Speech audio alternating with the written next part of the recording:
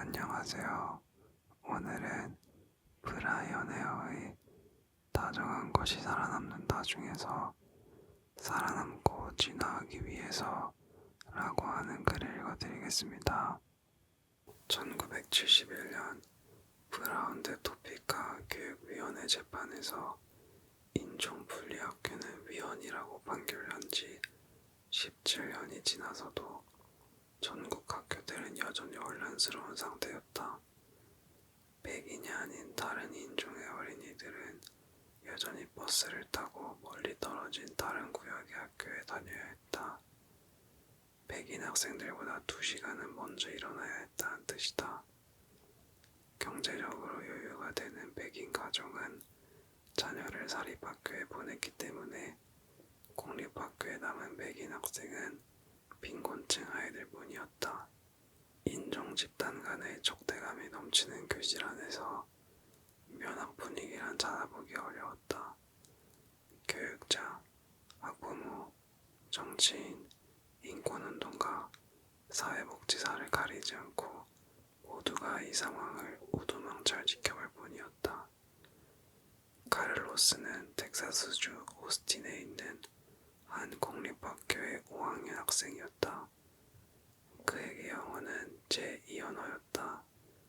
수업 중에 질문을 받으면 말을 더듬었고 아이들이 놀리자 더 심해졌다. 그러면서 점점 더 애토리가 되어 학교생활 거의 내내 입을 꾹 다물고 지냈다. 많은 사회과학자가 인종통합학교 정책은 크게 성공할 거라고 예견했다. 교실 안 모든 어린이가 평등해지면 백인 어린이들이 학교 안에 유색인종뿐만 아니라 살면서 만나게 될 다른 인종의 사람도 차별하지 않는 성인으로 성장할 것이며 백인이 아닌 다른 인종의 어린이들은 성공적 미래의 기틀이 될 인류 교육을 받을 수 있을 것이라고 생각했기 때문이었다. 하지만 심리학자 엘리엇 에런슨이 카를로스와 그 부부들을 조사해보니 근본적 문제 하나가 눈에 띄었다. 인종통합학급이라고는 하나 학급 내 어린이들이 평등하지 않다는 점이었다. 백인 어린이들이 다른 인종 학생들에 비해서 학과 공부든 준비물이든 더 잘 준비했고 휴식의 질도 더 좋았다. 다른 인종의 학생을 가르치는 것이 처음이었던 대다수의 백인 교사들은 이 새로운 환경에서 무엇을 어떻게 해야 할지 몰라 쩔쩔맸다. 카를로스가 학생들 사이에서 놀림거리가 되는 것을 본 담임 교사는 카를로스가 최대한 주목받지 않도록 아무것도 시키지 않았고 되레 카를로스는 더 고립되었다. 그런가 하면 다른 인종 학생들을 아예 교실에 들이고 싶어 하지 않는 교사들도 있었다. 그들은 못된 백인 학생들이 다른 인종의 학생을 놀려대는 행동을 장려하지는 않았지만 그렇다고 따로 조치를 취하지도 않았다. 전통적 학급 환경에서는 어린이들이 교사의 인정을 받기 위해서 끊임없이 경쟁한다. 이 대대적 갈등 구조, 즉 한 어린이의 성공이 다른 학생들에게 위협이 되는 구조가 해로운 환경을 조성할 수 있는데 인종통합학교 정책은 이 문제를 더 악화시킬 가능성도 있었다. 이미 몇 년째 그 학교를 다니고 있던 많은 백인 어린이는 다른 인종 어린이들을 침입자, 심지어는 열등한 침입자로 여겼다. 따라서 다른 인종 어린이들이 백인 아이들의 적대감의 위협을 느낀 것은 당연한 일이었다. 에런스는 카를로스의 담임교사에게 새로운 수업법을 제시했다. 교사가 재판장처럼 일부 학생을 선택해 질문을 던지고 나머지는 소외시키는 수업이 아니라 학생 한 명 한 명에게 각각 학습의 단원의 일부분을 전달하고 그 부분에 대한 권한을 부여하는 방식의 수업이었다. 교사가 재판장처럼 일부 학생을 선택해 질문을 던지고 나머지는 소외시키는 수업이 아니라 학생 한 명 한 명에게 각각 학습 단원의 일부분을 전달하고 그 부분에 대한 권한을 부여하는 방식의 수업이었다.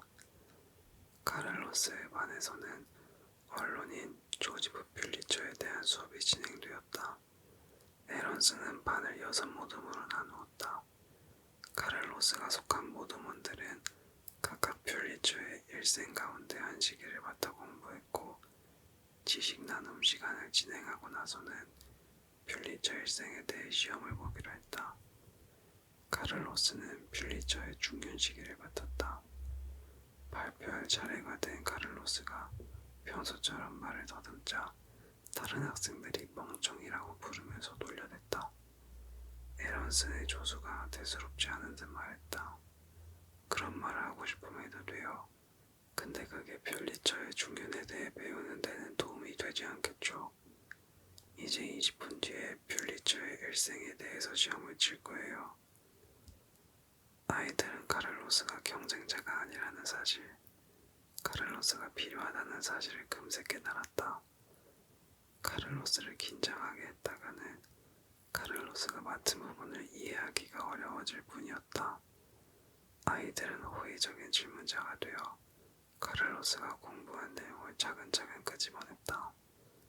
같은 방식으로 몇 주에 걸쳐 다양한 프로젝트를 진행하자 카를로스는 다른 아이들과 좀 더 편하게 지내는 듯했고, 이후에는 반 아이들과 친해질 수 있었다. 에런슨이 개발한 이 학습법을 직소 모형이라고 하는데, 한 모둠 내 각각의 구성원에게 정보 일부를 전달하고 서로 협력하여 조각을 맞추는 방식으로 정보를 완성하는 상호 의존적 수업 방법이다. 일주일에 단 몇 시간만 이 모형을 적용해 수업했을 뿐인데 겨우 6주가 지났을 무렵 엄청난 효과가 나타났다. 에런스는 어린이들이 모두 인종에 상관없이 자신의 모둠원을 같은 반 다른 아이들보다 더 좋아하게 되었음을 확인할 수 있었다. 아이들은 학교도 더 좋아하게 되었고 자존감도 더 높아졌다. 직소 모형 학습법을 경험한 어린이들은 다른 아이들의 상황에도 더 쉽게 공감했다. 아이들이 친구가 되고 나자 더 표준화된 경쟁적 수업법을 다시 도입하는 것도 안전해졌다. 다른 인종의 어린이들은 모든 점에서 더 크게 개선되었다. 직소 모형 학습법은 미국 전역 수천개 교실에서 수많은 초등학생을 대상으로 실시되었고 비슷한 결과를 얻은 바 있다. 협력은 우리 종의 생존의 핵심이다. 우리의 진화적 적응력을 높여주기 때문이다. 하지만 언제부터인가 적자라는 개념이 신체적 적자와 동의어가 되었다.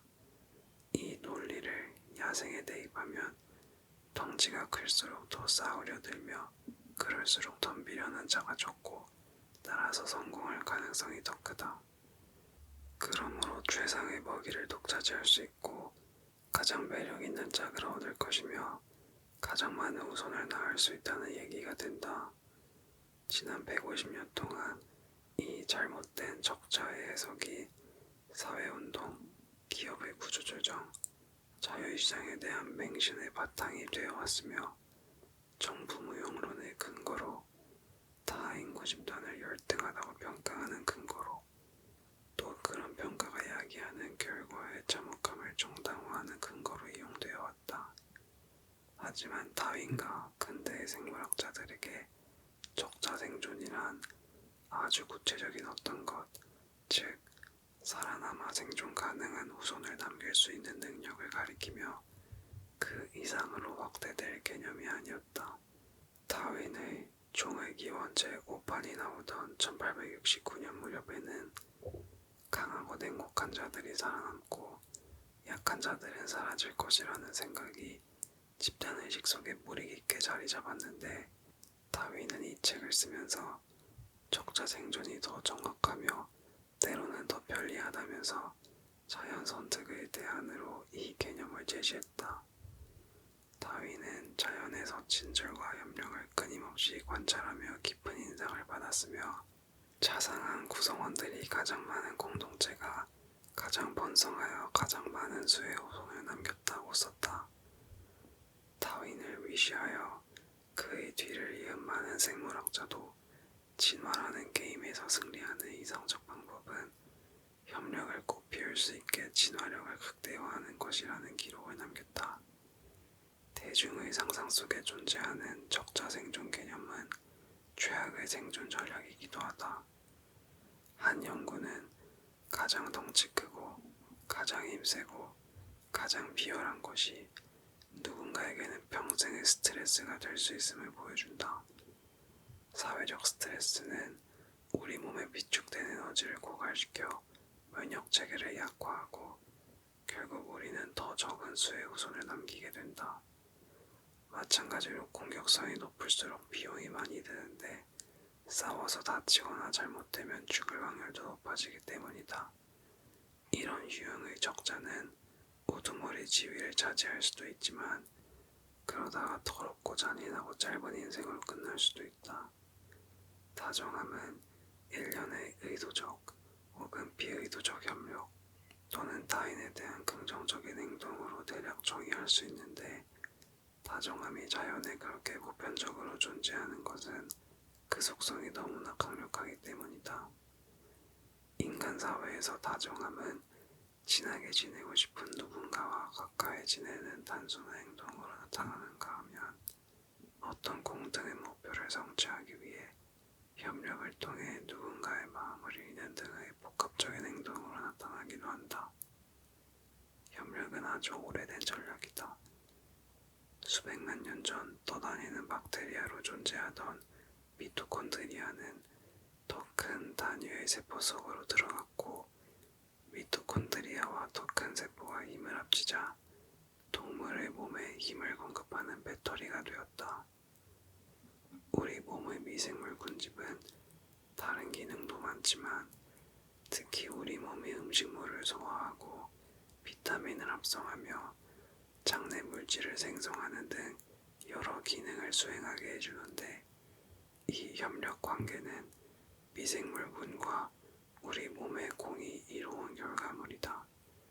개화식물은 대부분의 식물종보다 늦게 발생했지만 고가루를 옮겨주는 곤충과의 성공적 협력 관계로 번성한 덕분에 현재 우리의 정원을 지배하고 있다. 지구에 서식하는 모든 육상동물 개체의 5분의 1을 점하는 개미는 5천만 마리의 개체군이 하나의 사회로 기능하는 초개체 동물이다. 나는 매년 학생들에게 진화론을 활용하여 세계의 문제를 해결하라는 과제를 내주는데 우리도 우리 자신에게 같은 과제를 부여하려 한다. 이 책은 다정함이 어떻게 인류의 진화에 유리한 전략이 되었는지를 밝히고자 한다. 이를 위해 동물의 행동을 탐구하는데 이는 우리 자신을 이해하는 데도 도움이 될 것이다. 우리는 또한 다정함의 이면, 즉 우리의 친구가 아닌 이들에게는 잔인해지는 능력에 관해서도 탐구할 것이다. 우리의 이 이중적 본성이 어떻게 진화했는지 이해할 수 있다면 전 세계의 민주주의 체제를 위협하는 사회적, 정치적 양극화를 해결할 새로운 해법을 찾아낼 수도 있을 것이다. 우리는 진화를 일종의 창조설화 같은 것으로 생각하는 경향이 있다. 아주 오랜 옛날 어떤 일이 일어났고 그것이 일종의 선형으로 연속되어 온 것이라고. 하지만 진화는 생명체가 호모사피엔스의 완성을 향하여 깔끔하게 일직선으로 발전해온 과정이 아니다. 우리 호모사피엔스보다 더 성공적으로 진화한 종은 많다. 그들은 우리보다 수백만 년을 더 살았으며 오늘날까지 살아남은 수십 종의 다른 종을 만들어냈다. 사람종은 약 600만 년에서 900만 년 전 보노보와 침팬지와 같은 조상으로부터 갈라져 나온 이래 호모 속 안에서 다른 수십여 종을 만들어냈다. 화석과 DNA 분석 결과 약 20만 년에서 30만 년 사이의 대부분 기간 동안 호모사피엔스가 살았으며 최소 4종 이상의 다른 사람종과 공존했음이 밝혀졌다. 이들 호모 가운데 일부는 우리만 하거나 우리보다 더 큰 뇌를 지녔다. 뇌의 크기가 성공의 주된 필수 요소였다면 이들 호모도 살아남아서 우리처럼 번성의 수에 마땅하다. 하지만 상대적으로 소규모 집단이었고 호모 이외의 종에 비해서는 인상적이었지만 기술이 부족했던 이들 무리는 어느 시점에 이르러 전부 멸종했다. 사람종 가운데 우리가 유일하게 큰 뇌를 지닌 종이었다 해도 화석 기록에 우리가 등장한 시기와 우리의 인구와 문화가 폭발적으로 발전한 시기 사이인 적어도 15만 년의 빈틈은 여전히 해명되지 않았다. 우리와 다른 사람종을 구분하는 신체적 특징은 우리의 진화 과정 초기에 나타났지만 우리가 아프리카에 나타난 뒤로도 최소 10만 년 동안 우리는 문화적으로 여전히 미숙한 상태였다. 돌날, 좌우 대칭을 맞춘 뾰족한 날, 붉은 안료를 바른 유물, 뼈와 조갑이 장신구 등은 우리를 유명하게 한 기술이었지만 혁신이라고 하기에는 감질날 수준이었다. 혁신은 수천 년 동안 나타났다 사라졌다 했을 뿐 확고하게 정착되지는 않았다. 10만 년 전 최후까지 살아남을 가능성이 높은 인류가 어느 종이었을지 내기를 걸었다면 호모사피엔스는 독보적 승자가 아니었을 것이다. 가능성이 더 높았던 경쟁자는 호모 에렉투스였을 것이다.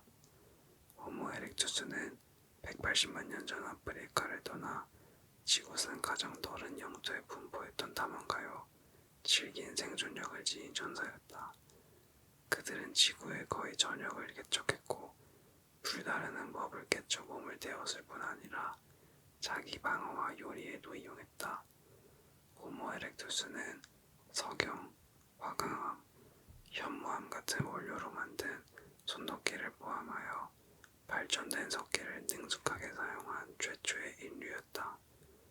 이 원료의 성질이 부스러뜨리거나 얇게 조각내는 기술에 영향을 주었고 그 결과로 눈물방울 모양의 면도날처럼 날카로운 연모를 얻었다.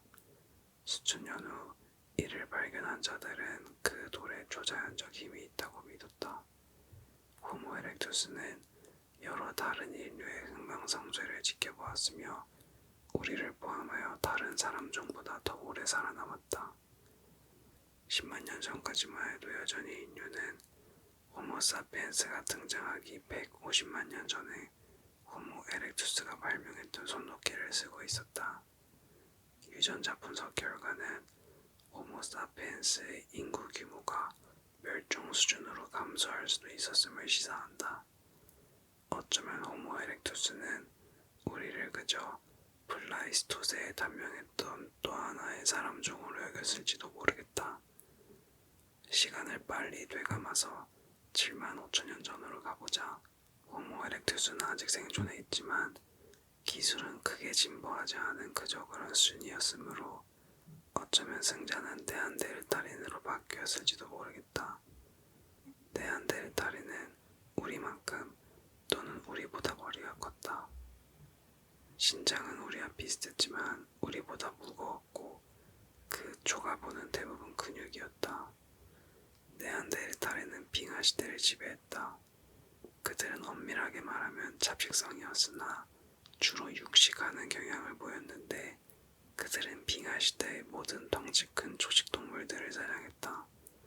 붉은 사슴, 순록, 말, 돼지가 주요 사냥감이었고 이따금 매머드도 사냥했는데 전부 사람보다 힘센 동물들이었다. 네안데르탈인들은 꽥꽥거리는 둥글 인간은 거리가 멀었다. 우리들처럼 그들에게도 발화에 필요한 섬세한 운동신경을 담당하는 유전자가 있었다. 그들은 시신을 매장했고 병들거나 다친 사람을 보살폈으며 몸을 안류로 칠하고 조갑이 깃털, 뼈로 만든 장신구로 치장했다. 유적지에서 발견된 한 네안데르탈인은 노련한 솜씨로 잡아늘린 가죽 조각을 성글게 꿰맨 옷을 입고 있는데 3,000개에 달하는 진주 장식이 달려 있었다. 그들은 신비한 동물의 형상을 그린 동굴 벽화를 남겼으며 생존 말기에는 현생 인류가 사용한 것과 같은 도구 다수를 사용했다. 네안데르탈인이 호모사피엔스와 처음 만났을 무렵 그들 무리는 가장 큰 규모였다. 주위에 적응했던 그들은 호모사피엔스가 다가오는 빙하를 피해 떠나자 유럽을 차지했다. 7만 5천 년 전에 불확실한 기후 조건에서 앞으로 1000년 동안 누가 살아남을지 돈 내기를 한다면 가장 승률 높은 종은 네안데르탈인이었을 것이다. 하지만 5만 년 전에 이르면 대세는 호모사피엔스에게 유리하게 바뀐다. 호모 속의 모든 종이 100만 년 이상 손도끼의 도움을 받는 동안 우리 호모사피엔스의 연장통은 훨씬 더 복합적으로 발전했다. 우리는 네안데르탈인의 나무창에 약 60cm 길이의 자루를 부착하고 1m에 달하는 날카로운 화살 같은 두창기로 개선했다. 두창기 끝에는 보통 뾰족하게 벼린 돌이나 뼈를 부착했고 한쪽 끝부분에는 구멍을 내서 두창기 자루를 꽂아서 쏘았다. 이 무기는 반려견과의 공놀이에 사용하는 장난감과 동일한 물리법칙으로 작동한다. 아무리 힘센 사람이라도 창을 손으로 던지면 대개는 몇 미터 이상 나가지 않을 것이다. 두창기는 자루에 축적된 에너지를 이용해 시속 160km 이상의 속도로 약 1km의 거리까지 발사할 수 있었다. 두창기는 사냥의 일대 혁명을 일으켰다. 사람과 비슷한 덩치의 조직동물들 외에도 하늘을 날고 헤엄치고 나무를 타는 짐승을 사냥할 수 있었으며 육중한 발에 밟히거나 엄니에 찔릴 위험 없이도 메모들을 죽일 수 있었다. 두창기는 방어 능력에서도 큰 혁명을 일으켰다. 우리는 검지호나 호전적인 사람에게도 창을 발사하여 안전한 거리에서도 부상을 입힐 수 있었다. 호모사피엔스는 무기용으로 사용할 뾰족한 날과 조각용 연모, 철사용 날, 구멍 뚫는 날을 제작했다. 막강한 사냥 기량을 가졌음에도 중간 포식자 이상은 되지 못했던 네안데르탈인과 달리 웬만한 포식자의 공격에도 끄떡없을 신기술로 무장한 호모사피엔스가 최상위 포식자 지위를 차지했다. 우리 호모사피엔스는 위험을 무릅쓰고 아프리카를 떠나 빠른 속도로 유라시아 전역으로 퍼져나갔고 몇천 년 안에 멀게는 오스트레일리아까지도 들어갔던 것으로 보인다. 이 위험천만한 횡단을 위해 우리 사람종은 무기한 여행을 위한 계획을 세우고 음식을 꾸리고 예기치 못한 고장에 대비하여 낯선 사냥감을 포획할 때 사용할 도구를 챙겨야 했고 바다에서 마실 물을 채워 넣는 것처럼 예상 가능한 문제도 해결해야 했을 것이다. 뱃사람들은 아주 사소한 사항까지 놓치지 않고 주고받을 정도로 의사소통이 가능해야 했으므로 일부 인류학자는 이 무렵 우리의 언어가 이미 완성 단계였을 것이라는 가설을 제시하기도 했다. 무엇보다 인상적인 것은 이들 뱃사람이 수평선 너머에 무언가가 있으리라는 추론을 했다는 점이다. 어쩌면 철새의 이동 패턴을 관찰했거나 멀리서 산불 연기가 나는 것을 보았을 수도 있다. 그렇다고 하더라도 수평선 너머에 어딘가가 있다는 생각은 상상을 해야 가능한 일이다. 2만 5천 년 전에 이르면 승사는 단연 호모사피엔스에게로 기운다. 호모사피엔스는 유목생활 대신 영구 거주지 성격을 띠는 막사를 짓고 수백 명이 모여 살았다. 막사는 도살하는 곳, 조리하는 곳, 잠자는 곳, 쓰레기 버리는 곳 등 기능별로 구획하여 분리되었다. 배불리 먹을 수도 있었다. 찢거나 맞는 도구가 있어 독성 때문에 버렸을 식물을 처리해서 식재료로 만들 수 있었고 또 음식을 익히거나 구울 수 있는 불구덩이와 화덕이 있었으며 보릿고개를 대비해 음식을 비축하는 기술이 있었다. 우리가 가죽을 몸에 두르거나 느슨하게 묶어서 걸치는 것이 아니라 진짜 옷을 입을 수 있었던 것은 짐승뼈로 만든 가느다란 바늘 덕분이었다. 몸에 딱 맞는 보관하는 방한복이 있다는 것은 우리가 고열량을 필요로 하는 신체로 발달한 네안데르탈인보다 추위를 잘 견딜 수 있었다는 뜻이다. 이렇게 모든 상황에 든든하게 대비한 우리는 온몸이 얼어붙는 수 있었고 나아가 아메리카 대륙까지도 진출할 수 있어 장거리 원정에 나선 최초의 인류가 되었다. 하지만 후기 구석기 시대로 분류하는 이 시기의 놀라운 점은 무기의 발명과 생활 조건이 향상되었다는 점뿐만이 아니었다. 이 시기에는 우리 종 특유의 인지 형식의 근거, 특히 사회적 관계망의 확장이라는 특성도 나타나기 시작했다. 일부 사람이 장신구로 사용했던 동물의 이빨이나 호박 또는 조가비로 만든 장신구가 내륙의 활동 지역으로부터 수백 킬로미터 이내 범위에서 발견되었는데 이는 그 물건이 실용적 가치는 없지만 먼 곳까지 운반할 가치가 있었거나 아니면 인류 최초의 무역로로에 여행하며 만난 누군가에게서 획득한 것임을 시사한다. 우리 종이 바위에 그린 동물 그림은 무척 정교했는데 바위의 울퉁불퉁한 부분을 동물 몸의 윤곽으로 삼아서 그림의 입체적 효과를 줄 정도였다. 불빛을 받으며 8개의 다리로 질주하는 듯 묘사된 동굴벽의 들소는 영화의 원형이라 해도 될 법하다. 우리 종의 그림은 청각적 묘사도 뛰어나다.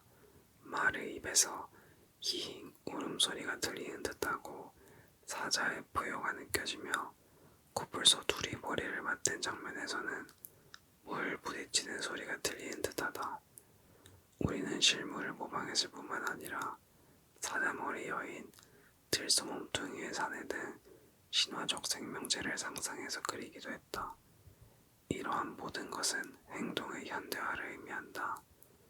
우리 종은 현생인류처럼 생겼고 현생인류처럼 행동했다. 우리 종의 문화와 기술이 갑자기 다른 어떤 사람 종보다도 훨씬 더 강력하고 우월하게 도약한 것이다. 하지만 어떻게? 우리 종에게 무슨 일이 일어난 것이며 그 일은 왜 우리 종에게만 일어났을까? 다른 사람 종이 멸종하는 와중에 호모사피엔스를 번성하게 한 것은 초강력 인지능력이었는데 바로 협력적 의사소통 능력인 진화력이다. 우리는 한 번도 본 적 없는 누군가와 하나의 공동 목표를 성취하기 위해서 함께 일할 수 있다. 알다시피 침팬지의 인지능력도 많은 면에서 우수하다. 우리와 침팬지는 수많은 유사성을 보이지만 크게 차이나는 한 가지 능력이 있다. 침팬지는 하나의 공동 목표를 이루기 위한 의도로 의사소통을 하기 힘들어한다는 점이다. 이는 침팬지가 똑똑하기는 해도 서로 행동을 맞추고 각기 다른 역할을 맡아 협력하고 새로운 아이디어를 전달하거나 불려줄 능력이 없으며 심지어는 몇몇 기본적인 요구 이외에는 의사소통조차 할 수 없음을 의미한다. 우리는 걸음마를 떼거나 말을 배우기 전부터 이러한 기술을 습득하는데 이것이 곧 복잡한 인간관계와 문화적 세계로 통하는 관문이 된다. 진화력은 타인의 마음과 연결될 수 있게 하며 지식을 세대의 세대를 이어 물려줄 수 있게 해준다. 또 복합적인 언어를 포함한 모든 형태의 문화와 학습의 기반이 되었으며 진화력을 갖춘 사람들이 밀도 높게 결집했을 때 뛰어난 기술을 발명해왔다. 다른 똑똑한 인류가 번성하지 못할 때 호모사피엔스가 번성할 수 있었던 것은 우리가 특정한 형태의 협력에 출중했기 때문이다. 처음 동물을 연구하기 시작했을 때 나는 경쟁적 속성에만 집중한 나머지 의사소통 능력이나 진화력이 동물뿐 아니라 우리의 인지 발달에도 중요한 요소라는 생각은 하지 못했다. 하지만 내가 발견한 것은 똑똑한 것만으로는 충분하지 않다는 점이었다. 우리의 감정은 보람차거나 고통스럽다거나 매력적이라거나 혐오스럽다고 느낄 때 아주 큰 역할을 수행한다. 특정 문제를 해결하기를 선호하는 성향은 연산 능력 같은 인지를 형성하는 데 중요한 역할을 한다. 그러나 타인의 의도와 욕망, 감정 등 인간에 대한 이해와 기억력, 전략 능력이 아무리 고도로 발달하더라도 협력적 의사소통 능력과 결합하지 않으면 혁신을 이끌어내지 못한다.